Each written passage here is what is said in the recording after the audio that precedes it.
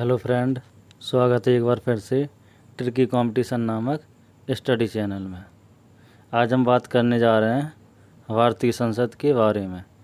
भारतीय संसद को थोड़ा सा हम पहले डिटेल में पढ़ेंगे, उसके बाद 50 मोस्ट इम्पोर्टेंट क्वेश्चन आंसर करेंगे। तो चलिए फिर स्टार्ट करते हैं बिना किसी देरी के। संसद किसे कहते हैं? सबसे पहले संसद का अर्थ क्या है? तो आधुनिक राजनीति और इतिहास में एक संसद सरकार का एक विधायी निकाय है। आमतौर पर एक आधुनिक संसद में 3 कार्य होते हैं। पहला, मतदाताओं का प्रतिनिधित्व करना, जो एमएलए एमपी वगैरह संसद जो हम संसद चुन के संसद में भेजते हैं, वो जनता का प्रतिनिधित्व करते हैं। और दूसरा कार्य होता है कानून बनाना, और उसके बाद तीसरा कार्य होता है सुनवाई व पूछताछ के माध्यम से सरकार की देखरेख करना। अब भारतीय संसद, तो संसद भारत का सर्वोच्च विधायी निकाय है। कैसा निकाय है? सर्वोच्च विधायी निकाय है। भारतीय पार्लियामेंट में यानी भारतीय संसद में 2 सदन हैं। ठीक है, कितने सदन हैं? 2, एक लोकसभा और दूसरा राज्यसभा। लोकसभा, राज्यसभा। तो लोकसभा को लोगों का सदन भी कहा जाता है। लोकसभा में देश की जनता द्वारा चुने हुए प्रतिनिधि होते हैं, जिनकी अधिकतम संख्या 552। कितनी हो सकती है? 552। लोकसभा के सदस्यों का कार्यकाल 5 वर्ष का होता है। 2 चीज़ें याद रखनी इसमें। लोकसभा को लोगों का सदन भी कहते हैं, और इसमें अधिकतम सदस्यों की संख्या कितनी हो सकती है? 552। और इनका कार्यकाल कितना होता है? 5 वर्ष का। चलिए आगे देखते हैं। अब दूसरा सदन होता है राज्यसभा। तो राज्यसभा को राज्यों की परिषद भी कहा जाता है। क्या कहा जाता है? राज्यों की परिषद। राज्यसभा एक स्थायी सदन है। राज्यसभा को भंग नहीं किया जा सकता। ये भी एक क्वेश्चन है कि राज्यसभा कौन सा सदन है जिसको भंग नहीं किया जा सकता? तो वो है राज्यसभा। इसलिए राज्यसभा को स्थायी सदन कहते हैं, जिसमें सदस्यों की अधिकतम संख्या 250 है। कितनी है? 250, 250 है।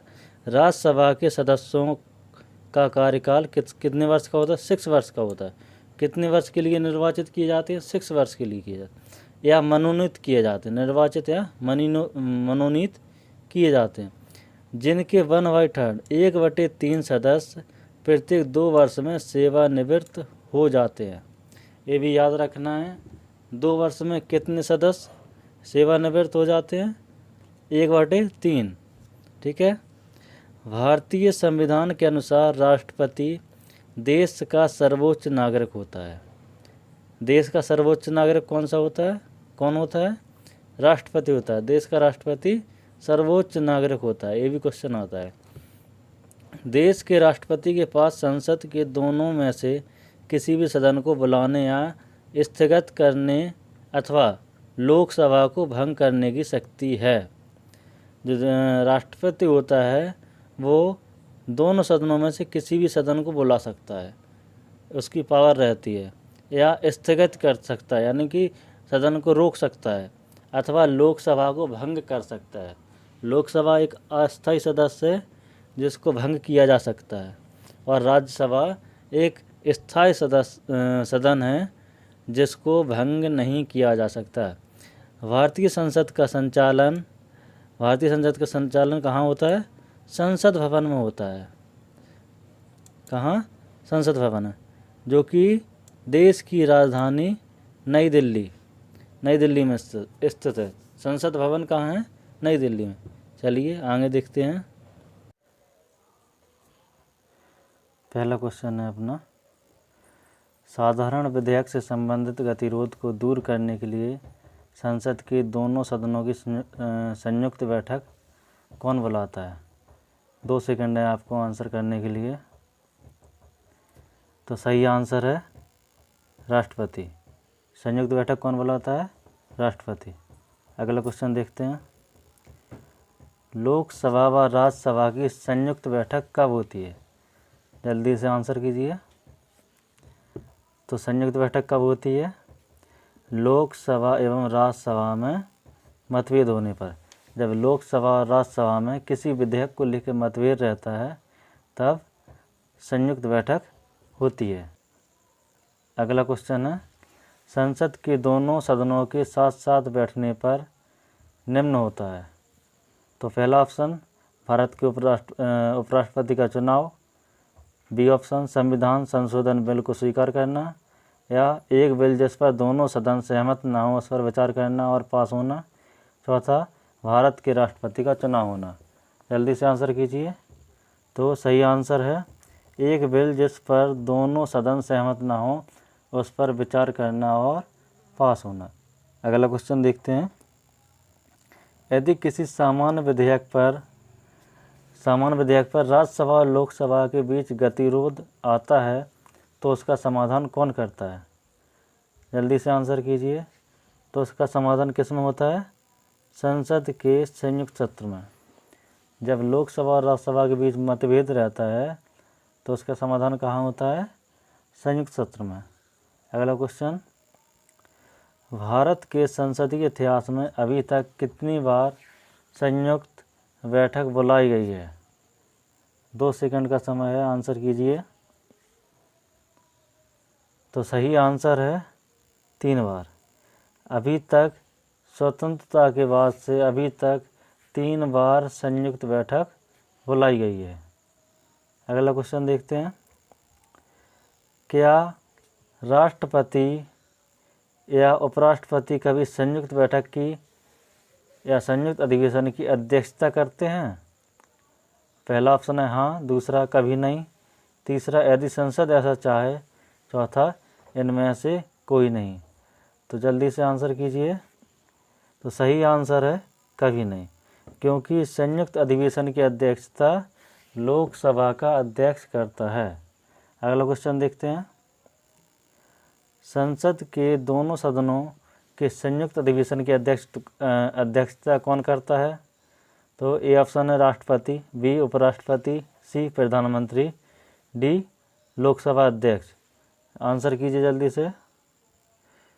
तो सही आंसर है लोकसभा अध्यक्ष।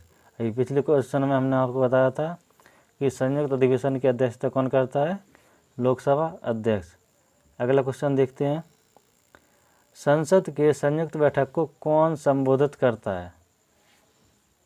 जल्दी से आंसर कीजिए।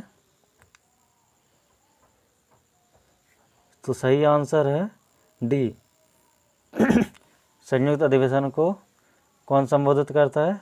राष्ट्रपति। अगला क्वेश्चन, भारत में संसद के दोनों सदनों की संयुक्त बैठकें किस लिए आयोजित की जाती हैं? ए ऑप्शन भारत के राष्ट्रपति को निर्वाचित करने के लिए, बी ऑप्शन भारत के उपराष्ट्रपति को निर्वाचन करने के लिए, सी ऑप्शन संविधान संशोधन विधेयक को अंगीकार करने के लिए, और डी ऑप्शन है उस विधेयक पर विचार करने और उसे पारित करने के लिए जिस पर दोनों में मतभेद हो।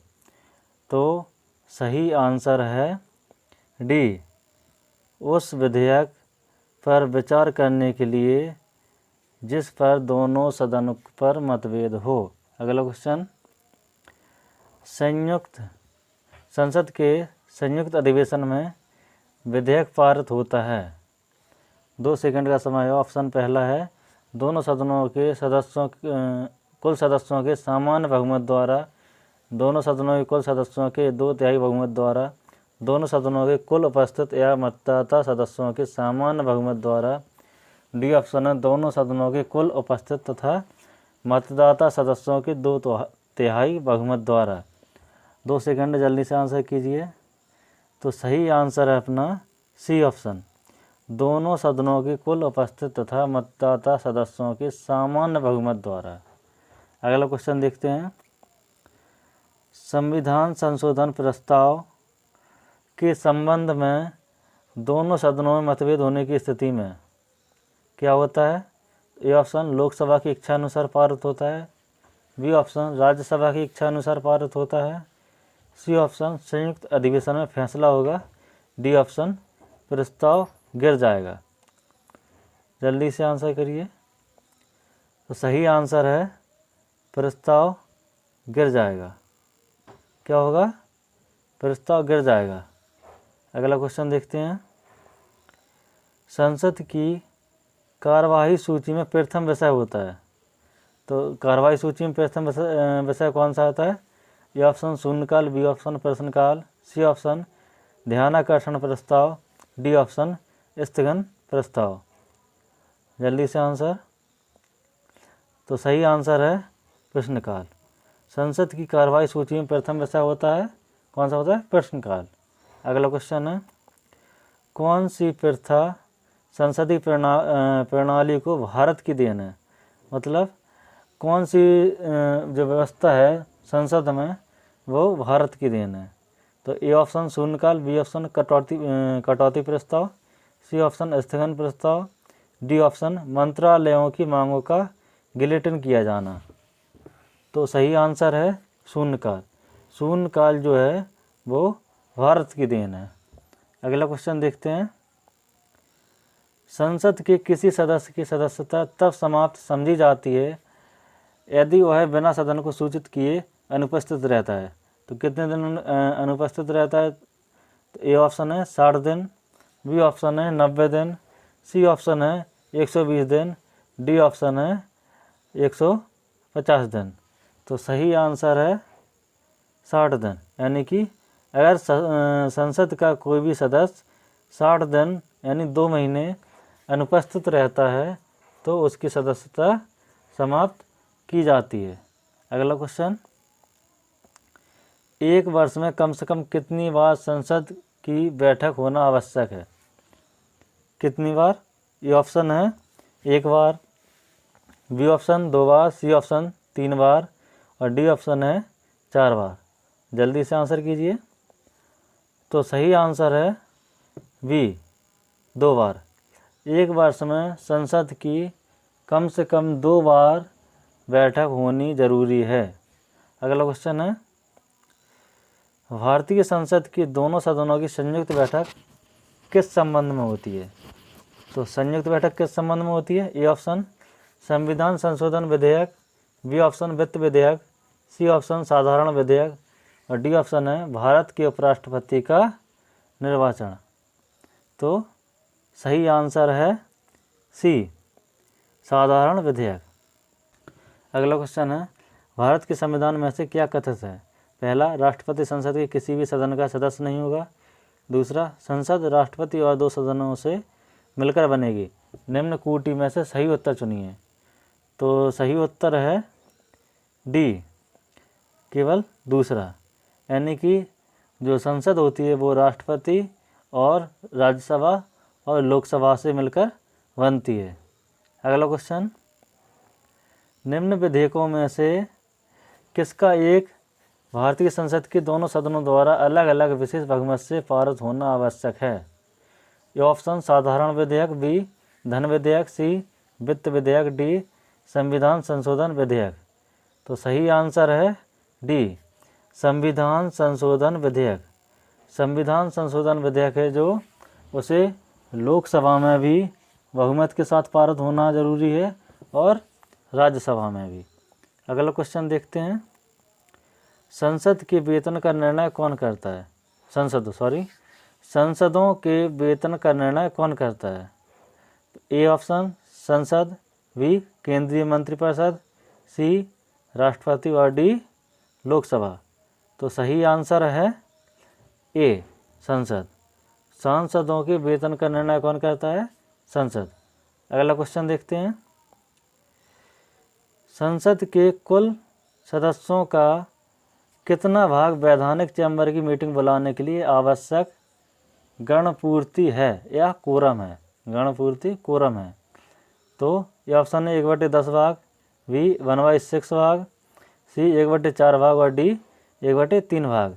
तो सही आंसर है 1/10 भाग। कितना जरूरी है? 1/10 भाग। अगला क्वेश्चन, भारत की संघीय व्यवस्थापिका को किस नाम से जाना जाता है? ये ऑप्शन है लोकसभा, बी ऑप्शन है राज्यसभा, सी प्रतिनिधि सभा और डी संसद। तो सही आंसर है डी किस नाम से जाना जाता है? संसद के नाम से जाना जाता है। अगला क्वेश्चन देखते हैं, भारतीय संसद की कितने सदन हैं? ये तो सिंपल ही क्वेश्चन है। ए ऑप्शन है 1, बी 2, सी 3, डी 4। तो सही आंसर है 2। कितने सदन हैं? 2 सदन है। कौन कौन? राज्यसभा और लोकसभा। अगला क्वेश्चन देखते हैं, संसद के किस सदन को प्रतिनिधि सभा भी कहा जाता है? ए ऑप्शन लोकसभा को, बी ऑप्शन राज्यसभा को, सी उपर्युक्त दोनों को, डी इनमें से कोई नहीं। तो सही आंसर है बी ए, लोकसभा को प्रतिनिधि सभा या लोगों की सभा कहा जाता है। अगला क्वेश्चन देखते हैं, संसद का लोकप्रिय सदन है। तो संसद का कौन सा सदन लोकप्रिय सदन है? ए लोकसभा, बी राज्यसभा, सी उपर्युक्त दोनों, डी इनमें से कोई नहीं। तो सही आंसर है ए, लोकसभा संसद का लोकप्रिय सदन है। अगला क्वेश्चन देखते हैं, संसद का स्थायी सदन है। संसद का कौन सा सदन स्थायी सदन होता है? तो ए लोकसभा, बी राज्यसभा, सी उपर्युक्त दोनों, डी इनमें से कोई नहीं। तो स्थायी सदन होता है राज्यसभा, जिसको भंग नहीं किया जा सकता, इसलिए राज्यसभा को स्थायी सदन कहते हैं। और लोकसभा को भंग कर दिया जा सकता है, इसलिए इसको अस्थायी सदन कहते हैं। अगला क्वेश्चन देखते हैं, भारतीय संसद बनती है। ए ऑप्शन केवल लोकसभा द्वारा, बी राज्यसभा एवं लोकसभा द्वारा, सी लोकसभा एवं राष्ट्रपति के द्वारा, डी लोकसभा राज्यसभा व राष्ट्रपति के द्वारा। तो सही आंसर है डी, संसद किस किस से मिलकर बनती है? लोकसभा, राज्यसभा एवं राष्ट्रपति के द्वारा। अगला क्वेश्चन, निम्नलिखित में से कौन सा एक प्रावधान भारतीय संविधान के अंतर्गत संसद के सदस्यों के विशेषाधिकारों तथा उन्मुक्तियों को निर्धारित करता है? तो ऑप्शन ए अनुच्छेद 104, बी अनुच्छेद 105, डी अनुच्छेद 82 और सी अनुच्छेद 82 और डी है अनुच्छेद 117। तो सही आंसर है डी, अनुच्छेद 117। अगला क्वेश्चन है, निम्नलिखित में से कौन संसद का अनन्य भाग नहीं है? ऑप्शन ए राष्ट्रपति, बी उपराष्ट्रपति, सी लोकसभा, डी राज्यसभा। जल्दी से आंसर कीजिए, 2 सेकंड का समय है। तो सही ऑप्शन है उपराष्ट्रपति।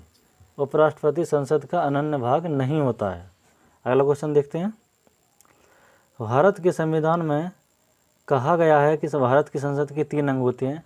इनमें से एक अंग लोकसभा, दूसरा अंग है राज्यसभा, जबकि तीसरा अंग है ए ऑप्शन राष्ट्रपति, बी उपराष्ट्रपति, सी प्रधानमंत्री, डी लोकसभा अध्यक्ष। तो सही आंसर है राष्ट्रपति, क्योंकि जो भारतीय संसद है वो लोकसभा, राज्यसभा और राष्ट्रपति से मिलकर बनती है। अगला क्वेश्चन देखते हैं, भारतीय संसद के कितने अंग हैं? तो option A 2, option B 3, option C 4 और डी 1। तो सही आंसर है बी, भारतीय संसद के कितने अंग हैं? 3, लोकसभा, राज्यसभा और राष्ट्रपति। अगला क्वेश्चन देखते हैं, भारतीय संविधान के किस अनुच्छेद में कहा गया है कि संघ के लिए एक संसद होगी जो राष्ट्रपति और 2 सदन से मिलकर बनेगी? तो अनुच्छेद 74, अनुच्छेद 79, अनुच्छेद 80 या अनुच्छेद 85। तो सही आंसर है वी, संसद के बारे में कौन से अनुच्छेद में कहा गया है? अनुच्छेद 79 में। अगला क्वेश्चन देखते हैं, निम्नलिखित कथनों में कौन असत्य है? ऑप्शन ए लोकसभा को संसद का प्रथम सदन कहा जाता है, ऑप्शन बी राज्यसभा को संसद का द्वितीय सदन कहा जाता है, ऑप्शन सी राज्यसभा एक अस्थायी सदन है, ऑप्शन डी लोकसभा संसद का लोकप्रिय सदन है। तो सही आंसर है ऑप्शन सी, राज्यसभा एक अस्थायी सदन है। राज्यसभा एक अस्थायी सदन नहीं है, राज्यसभा एक स्थायी सदन है। अगला क्वेश्चन, निम्नलिखित कथनों में कौन सही है? इन चारों ऑप्शन में से कौन सा ऑप्शन सही है वो सच देखना है। तो पहला ऑप्शन है लोकसभा भारतीय जनता की प्रतिनिधि सभा है। राज्यसभा संसद का उच्च सदन है। राज्यसभा राज्यों का प्रतिनिधित्व करता है। डी उपरोक्त सभी। तो उपरोक्त सभी डी ऑप्शन बिल्कुल सही है। अगला क्वेश्चन देखते हैं। संसद का निम्न सदन एवं उच्च सदन क्रमशः है। तो पहला ऑप्शन राज्यसभा एवं लोकसभा, बी ऑप्शन है लोकसभा एवं राज्यसभा, सी लोकसभा एवं विधानसभा, डी राज्यसभा एवं विधानसभा।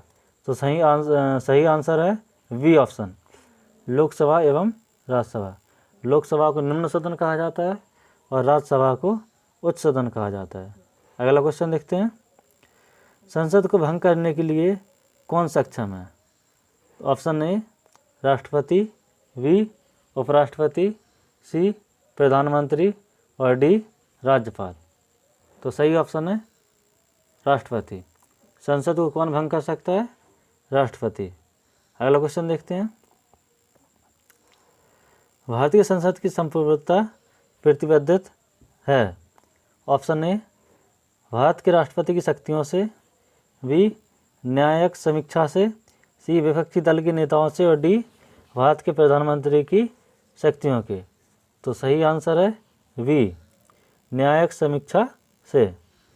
अगला क्वेश्चन देखते हैं। संसद के कितने सत्र होते हैं? तो ऑप्शन ए बजट सत्र, बी मानसून सत्र, सी शीतकालीन सत्र, डी उपरोक्त सभी। तो तीनों जो सत्र दिए गए हैं वो तीनों के तीनों होते हैं। तो ऑप्शन डी बिल्कुल सही है। अगला क्वेश्चन है। संसद के दो क्रमिक अधिवेशनों के बीच अधिकतम कितने समय अंतराल की अनुमति है? तो अधिकतम दो अधिवेशनों के बीच कितने समय का अंतर हो सकता है? ऑप्शन ए 1 माह, बी 3 माह, सी 6 माह या डी 12 माह। तो सही आंसर है 6 माह, 6 महीने। दो अधिवेशनों के बीच कितने समय का अंतर हो सकता है? अधिकतम 6 महीने का। अगला क्वेश्चन देखते हैं। संसद के दोनों सदनों का संयुक्त अधिवेशन आयोजित होता है। 1 भारत के राष्ट्रपति के निर्वाचन के लिए, 2 भारत के उपराष्ट्रपति के निर्वाचन के लिए, 3 संविधान में संशोधन से संबंधित विधेयक को पारित करने के लिए, 4 एक ऐसे विधेयक पर विचार करने और उसे पारित करने के लिए जिस पर दोनों सदनों में मतभेद हो। निम्न कूटों में से सही उत्तर चुनें। तो सही उत्तर है अपना ऑप्शन डी केवल 4 नंबर की कोटी बिल्कुल सही है। अगला क्वेश्चन देखते हैं। भारतीय संसद के दोनों सदनों की संयुक्त बैठक किस संबंध में होती है? ऑप्शन ए संविधान संशोधन विधेयक, ऑप्शन बी वित्त विधेयक, ऑप्शन सी साधारण विधेयक और ऑप्शन डी भारत के उपराष्ट्रपति का निर्वाचन। तो सही ऑप्शन है सी किस संबंध में होती है? एक साधारण विधेयक के संबंध में। अगला क्वेश्चन देखते हैं। संसदीय प्रणाली वाली सरकार को अन्य किस नाम से जाना जाता है? ऑप्शन ए अनुक्रियाशील सरकार, ऑप्शन बी उत्तरदायी सरकार, ऑप्शन सी संघीय सरकार, ऑप्शन डी राष्ट्रपति की सरकार। तो सही आंसर है संघीय सरकार। संसदीय प्रणाली वाली सरकार को किस नाम से जाना जाता है? संघीय सरकार। अगला क्वेश्चन देखते हैं। भारतीय राजनीतिक व्यवस्था में कार्यपालिका डैश के अधीन रहकर कार्य करती है। ऑप्शन ए न्यायपालिका, बी कार्यपालिका, सी चुनाव आयोग और डी संघ लोक सेवा आयोग। तो सही आंसर है ऑप्शन ए। भारतीय राजनीतिक व्यवस्था में कार्यपालिका किसके अधीन रहकर कार्य करती है? न्यायपालिका के। अगला क्वेश्चन देखते हैं। संविधान लागू होने के बाद सर्वप्रथम त्रिशंकु संसद यानी कि हंग पार्लियामेंट का गठन कब हुआ? Option A 1980, B 1989, C 1991, D 1977। तो सही आंसर है बी त्रिशंकु संसद का गठन कब हुआ था? 1989, 1989। अगला क्वेश्चन देखते हैं। अस्थायी संसद भारत में कब तक अस्तित्व में रही? अस्थायी संसद भारत में कब तक अस्तित्व में रही? ऑप्शन ए 25 जनवरी 1950 तक, 31 दिसंबर 1950 तक, या 18 दिसंबर 1951 तक, या 17 अप्रैल 1952 तक। तो सही आंसर है ऑप्शन डी, 17 अप्रैल 1952 तक। अगला क्वेश्चन देखते हैं। भारत की पार्लियामेंट यानी कि संसद का उद्घाटन कब हुआ था? संसद का उद्घाटन कब हुआ था? ऑप्शन ए 1917 में, बी 1927 में, सी 1937 में, डी 1947 में। तो सही आंसर है 1927, बी ऑप्शन बिल्कुल सही है। अगला क्वेश्चन देखते हैं। संसद के दोनों सदनों का सत्रावसान कौन करता है? ऑप्शन ए संसदीय मामलों के मंत्री, बी राष्ट्रपति, सी उपराष्ट्रपति, और डी लोकसभा अध्यक्ष।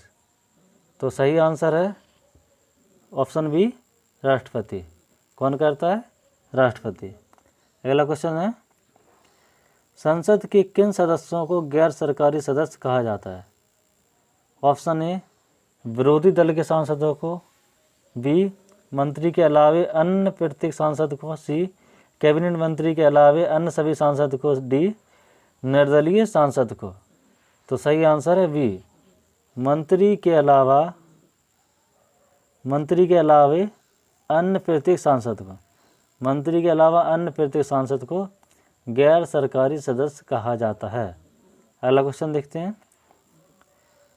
भारत सरकार के निर्णयानुसार संसद का एक सदस्य अपने क्षेत्र के विकासात्मक कार्यक्रमों के हेतु कितनी राशि खर्च कर सकता है?